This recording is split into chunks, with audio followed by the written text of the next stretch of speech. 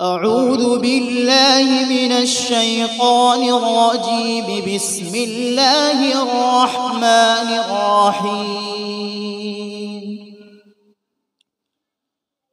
تبارك الذي نزل الفرقان على عبده ليكون للعالمين نذيرا. الذي له ملك السماوات والأرض ولم يتخذ ولدا ولم يكن له شريك في الملك وخلق كل شيء فقدره تقديرا. واتخذوا من دونه آلهة لا يخلقون شيئا وهم يخلقون ولا يملكون لأنفسهم ضرا ولا نفعا ولا يملكون موتا ولا حياة ولا نشورا. وقال الذين كفروا إن هذا إلا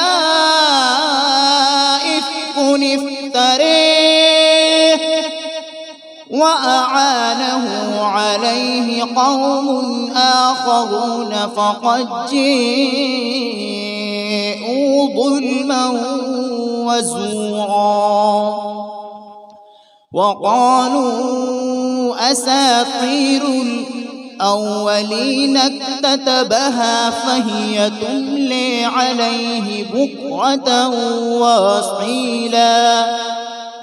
قل أنزله الذي يعلم السر في السماوات والأرض إنه كان غفورا رحيما.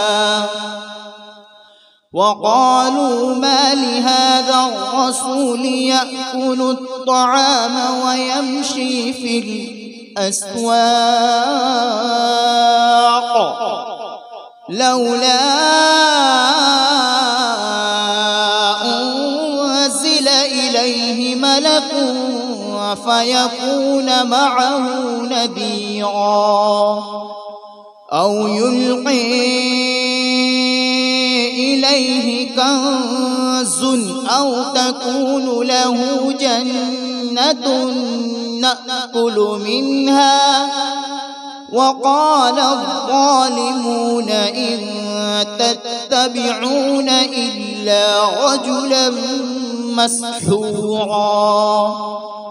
انظر كيف ضربوا لك الأمثال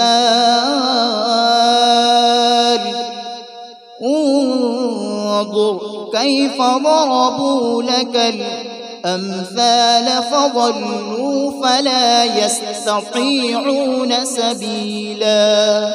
صدق الله العظيم.